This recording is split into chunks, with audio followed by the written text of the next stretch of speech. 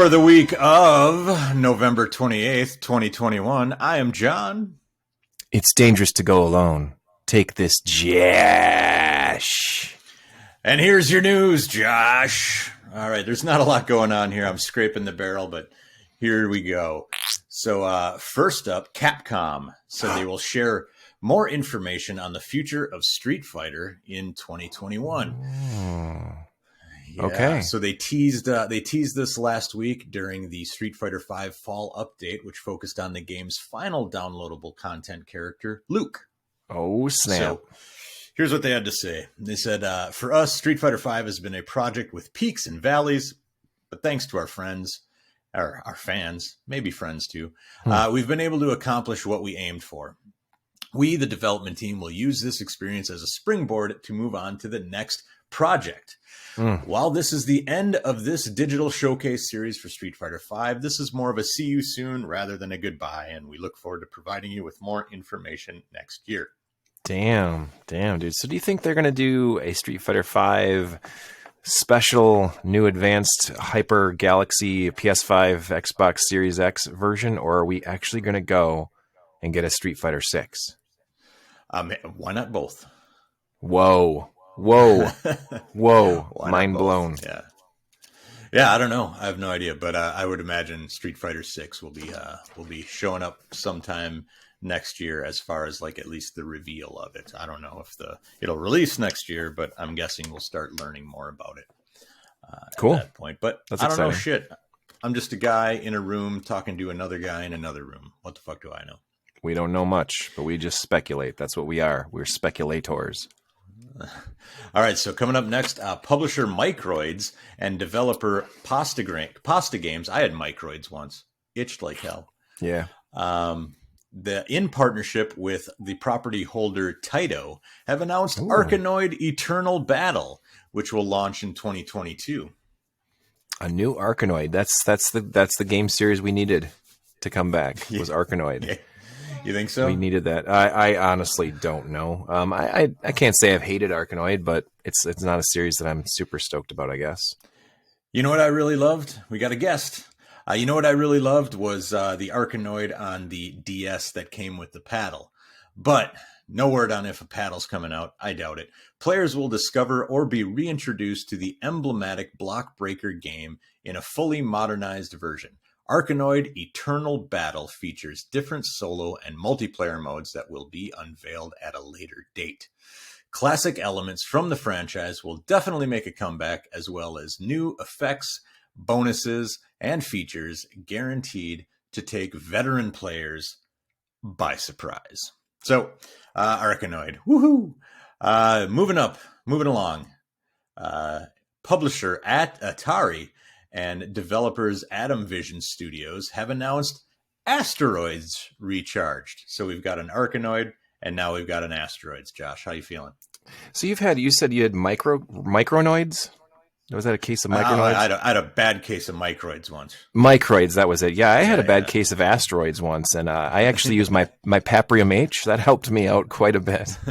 Take care of those asteroids. Wow, asteroids and Arkanoid. Cool. Yeah. I guess whatever. This Asteroids Recharged is coming out for everything, Josh, including the Atari VCS. Oh my goodness! Even in television lives. Like, isn't that a thing too? Wow, the Atari VCS is getting an actual game. I'm really shocked by that. It's going to launch on December 14th. Weird.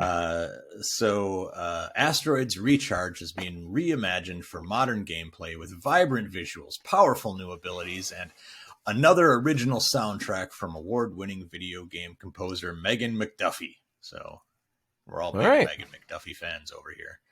Oh. 30 unique and creative challenge levels take the space shooting gameplay to new territory, etc., etc. I told you I'm scraping the barrel with this, man. Yeah, no. You know what, though? In all seriousness, no. If there is an Atari VCS game, I mean, that's something to be celebrated. And the fact that it's a new Asteroids game. Now, if it was exclusive to the Atari VCS, then there'd be something to talk about. Yeah, maybe. It's on everything. Or maybe not. And that, my friend, is literally the news. Wow. Yeah. Damn. Ham, girl. How are you feeling about that? Well, I'm glad I've got the microids and asteroids and arkanoids all set to the side, and I'm going through the holidays, rash free. Let's say that much. Time for the new releases.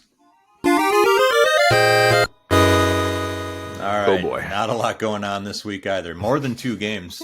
Unlike last week, we had 2 games. This week, we've got a handful. We got about 8 of them here, it looks like. Ooh, Oddworld nice. Soulstorm makes its way to the Xboxes. I was not a fan of this one. I played it, and it was just, I think it's a good game. At least it's got it's got what seems like the elements of a good game. But it's like the balance is all wonky. It's like really, really easy and you're able to just fly through it. And then they're like, here's a puzzle that's 7 screens tall and you have to like control every single character to go through, and it slows it down. It makes it way too difficult. And I lost interest. Yep. Same here. Beyond a Steel Sky. What? Beyond a Steel Sky. For the PlayStations, the Xboxes, and the Switch. Is this an HD remake? Holy shit, that's awesome. That's a classic point-and-click LucasArts game. The old Scum engine, my friend. Those are good games like Loom or Secret of Monkey Island or The Dig. Yeah, it's along those lines. That's awesome. Holy shit, that's awesome. All right, you're going to get it, I take it. I might. It's on your queue. Yes, I'll throw it in my PlayStation. Evil Genius 2 World Domination for the PlayStations and the Xboxes. And it says here, the Xbox 360. I got to think that's got to be a typo, right? I mean, what the fuck? Maybe. Who knows? What game? Anyway. Is this Just Dance 2022? No, Evil Genius 2 World Domination. Weird. I don't know, man. Fights in Tight Spaces for the Xboxes and the PC. Fights in Tight Spaces. Huh. Fights in tight spaces, huh? Fights in tight spaces. Fights in tights? I like fights in tights. That would be fun. Fights in tights would be funny. Solar Ash coming to the PlayStations and the PC. You can kiss my solar ash. That's right. Chorus coming to the PlayStations, the Xboxes, Stadia, and PC. So everything except for Switch. Oh, man. And then we've Chorus, got a couple... huh? I always preferred the bridge. Don't bore us. Skip to the chorus. And then finally, we got a couple Danganronpa games coming to the Switch. We got Danganronpa Decadence and Danganronpa S Ultimate Summer Camp, both coming to the Switch. I played the first one of these games. I liked it. I don't know that I want to play any more of them, but the first one was fun. I enjoyed it. Yeah. Cool. Those all sound terrible. No, I'm kidding. I think that Beyond a Steel Sky, if that's a for real thing, that's cool. I'm thinking that you just went to the obscure and unique backlog of my Scum game engine, and you're like, I'm just gonna screw with Josh this week. I'm gonna throw this game out there because no one knows this game except for him. What is this? Is there a new Shabibi Man game on your list too, there, pal? So it says this is a sequel to the original title, which was called Beneath a Steel Sky. Yeah. So and what's it this originally one? appeared Beyond the Steel Sky. Oh, interesting. Yeah, this one debuted on the Apple Arcade, and now that I think of it, I did see it on Apple Arcade. It's also Beyond on a Switch. Steel Sky. Wow. Yeah. Neat. Yeah. Very cool. Well, all right. Consider my interest piqued, my friend. All right. Also, our interest is also piqued in Dale and his retro recap. So here it is. Happy Thanksgiving, Mojo Weekly listeners. This is Dale, and welcome back to this week's recap for the latest retro re-releases, remasters, and remakes. As always, credit for this goes to GSK from Retronauts.com and LimitedRunGames.com. Let's get to it. Hitting physical this week, we have Taito Milestones for the Switch from Strictly Limited Games for $45 for a standard edition or $101 for the collector's edition. And it collects the following 10 arcade archive releases of Taito games that hit arcades between 1981 and 1987. We have Quicks, Space Seeker, Alpine Ski, Frontline, Wild Western, Chack and Pop, Elevator Action, The Fairyland Story, Halley's Comet, and the Ninja Warriors. Next up, for the physical release this week is Mina di Kukio Uyomi 123 Plus for the Switch in Japan for 3,300 yen. And it collects 3 G-mode games that are WarioWare-esque micro games set in social situations. Hitting digitally this week for the Arcade Archive release, we have Fozon for the Switch and PS4 for $8. And this 1983 Japanese arcade game from Namco is a pattern color-based matching game that apparently did not light the arcade scene on fire during its heyday, according to GSK. Now, a game that did light up the Japanese arcade scene was Dodon Pachi Resurrection.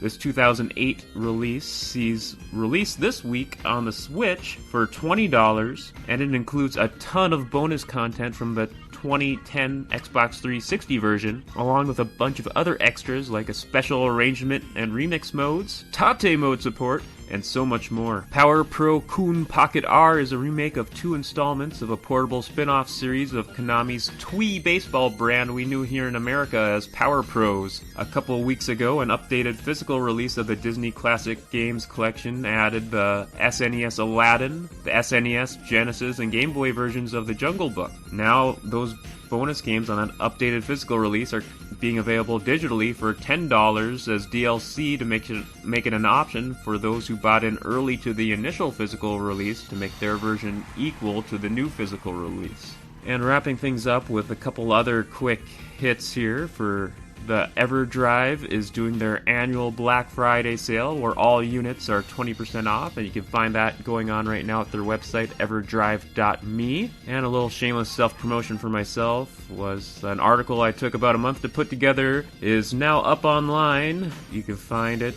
on the Mojo Menace website, probably by the time you read this, or my blog at dalesgreat.blogspot.com, and it is my flashback special for the N64, well, all about my life and memories, ups and downs with the big N64-bit monster. Alright, that wraps up this week. Music this week comes from Quicks. Back to you, John and Jash.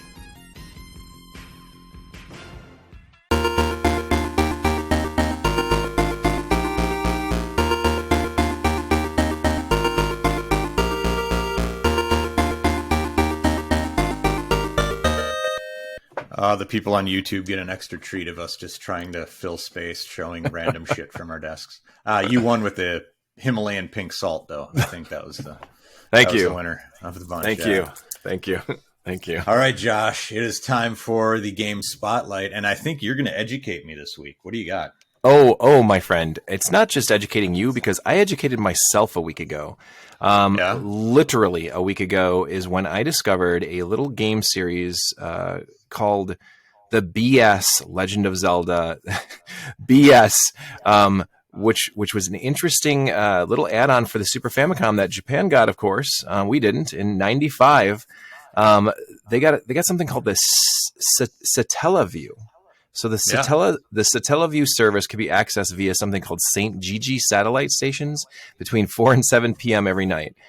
So just a little synopsis here. The user was required to have a subscription to St. Giga or GIGA station, as well as a BS tuner in order to operate their Satellaview. During this time, users could download and play games. The BS system broadcast for 5 years up until June of 2000. And there was a bunch of games that were previously released on cartridge format that were available on here. It's like you download the game via the internet and you can play them on your Super Famicom. And one game I wanted to talk about as our game spotlight was considered a non-canon Zelda adventure game where you don't play as Link. And it was on the Super Famicom, and it's called BS, The Legend of Zelda, Ancient Stone Tablets, or what it was considered in Japan. I honestly can't even say. I'm not even going to try to pronounce it. But All right. in the game, it's basically 4 hours. So the entire game is 4 hours. But what they did is each week they released 1 hour of it. And the idea was it was basically The Legend of Zelda, Link to the Past, the entire map, but they would just give you one dungeon in different scenarios. The dungeons were the same-ish, but they were also like changed. Like they made certain doorways would go to different things. If you fell into a hole, it wouldn't bring you into a secret area. It would bring you somewhere else. Characters also said different things because the game took place after Link to the Past, but before Ocarina of Time. So it's really right. Ocarina of Time technically is a prequel to all of this, I believe, but it's really strange the way that the game plays. So basically, it's a pseudo sequel to Link to the Past, using the same engine, gameplay, overworld characters, and everything. And it also has a bunch of side quests and mini games that they added to it.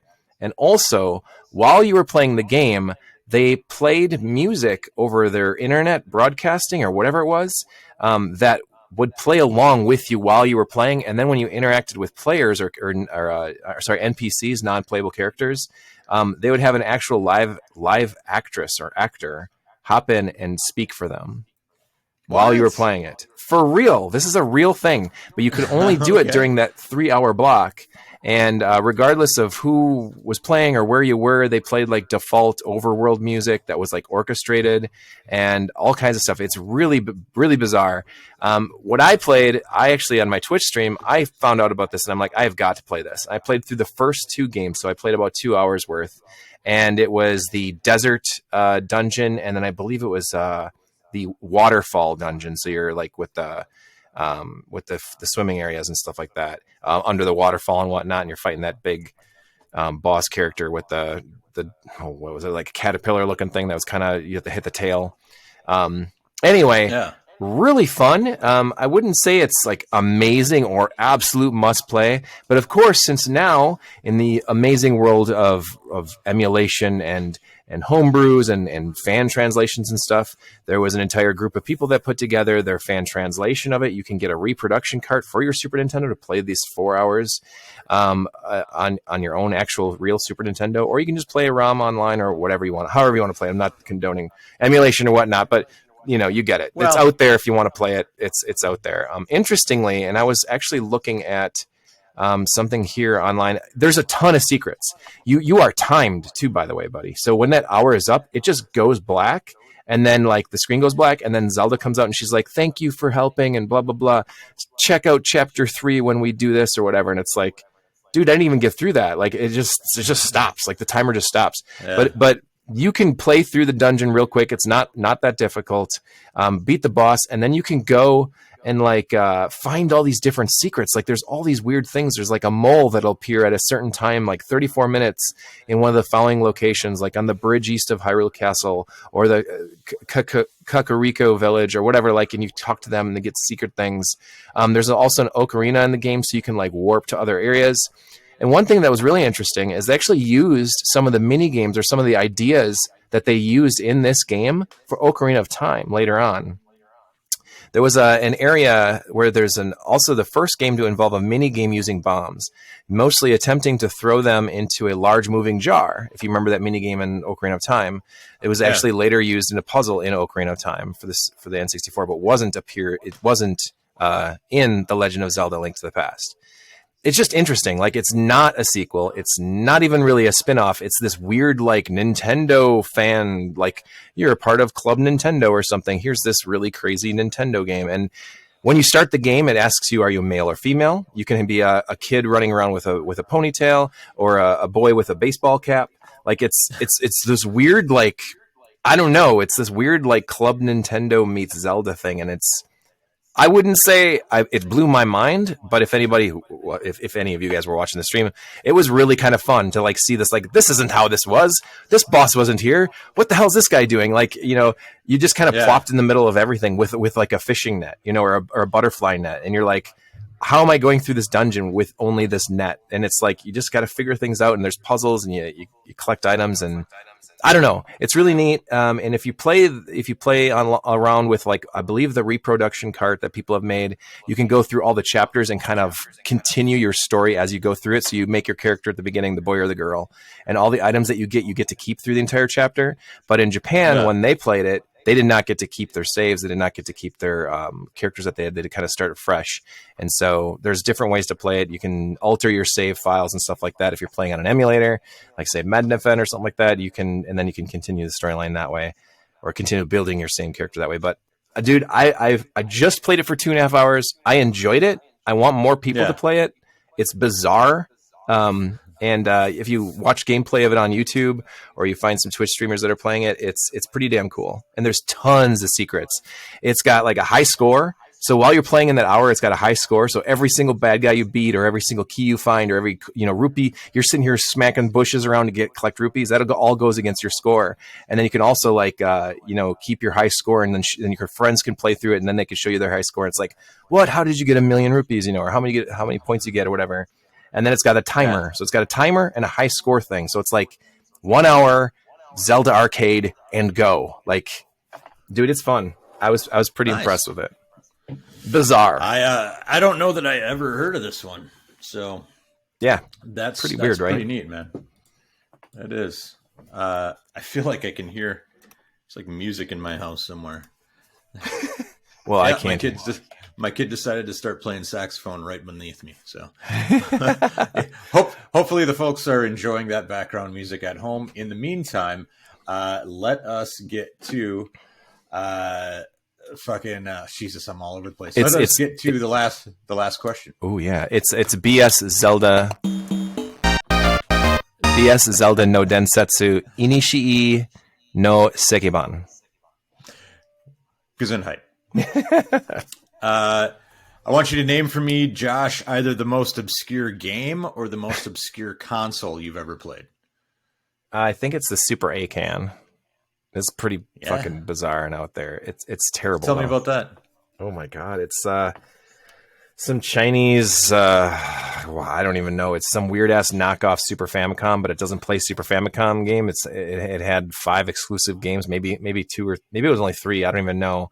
And I don't know. It's weird. It just looks and feels and plays like a Super Nintendo. And the only developer they had were like the guys who made, I don't know. Just the worst of like I don't know. It's just terrible. Like the guys who made Awesome Possum Kicks Dr. Machino's butt or something like that. It's just I don't think there's any more obscure than Super A-Can. I don't know. I own a Super Graphics. That's pretty obscure, I guess. Yeah. I have a Super Graphics as well, and I went into a store about 15 minutes from my house. And I brought the Super Graphics up to the counter, and the guy was such a prick. He's like, "You even know what this is?" Wow. Like, you, pal. Yeah. I'm pretty sure that place went out of business, but that guy was a dick. That's hilarious. I think the most obscure thing I ever played was either the Tapwave Zodiac. Wow. Which was a neat little handheld that was actually really cool. Came out in like 2003 or something like that. Sure. So that was fun. I still have it in my basement. Really, really slick little console, little handheld console.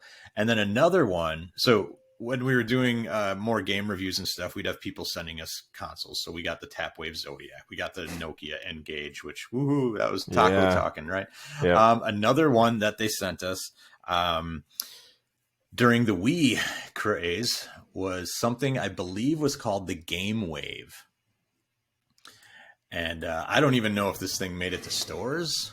Wow. But it was there it is. The Game Wave Family Entertainment System. It was basically a DVD player with 4 remote controls that were they had little containers or slots for the remote controls. Wow. So they were like cheap ass Switch controllers. It was $100. And the console was shaped like a wave, it was like, ooh, that's amazing. It was a piece of shit. They sent us that, and there wasn't anything worth playing on it. They had like Sudoku, and like a game called Gems with a Z that was basically a Bejeweled knockoff, like that's that. Amazing. Gems. They had the Ark of Trivia Bible Edition. Oof. Yeah, VeggieTales. They had a VeggieTales game. Yeah. How about fighting in tights?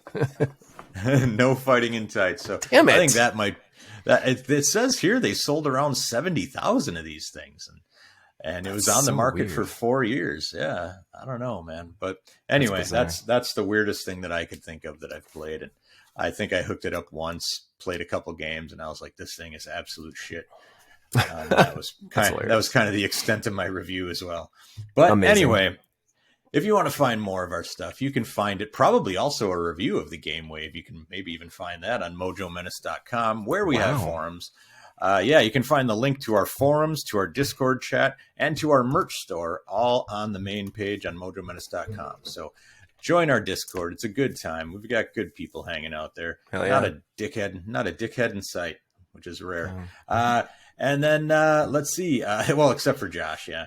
But YouTube, Twitch, all the social medias, you can find us at Mojo Menace. Josh, where can they find you? Well, if you'd like to continue the conversation with me about that Super ACAN or maybe even the BS Legend of Zelda games, you can always find me on the Twitterverse at _Joshua Turbo. Don't forget the underscore, as it is the most important underscore in all of the internet. Thank you. That's it for us. Good night. Good night. Good morning. Good day. Eat the tacos. Come eat them up. Eat the tacos.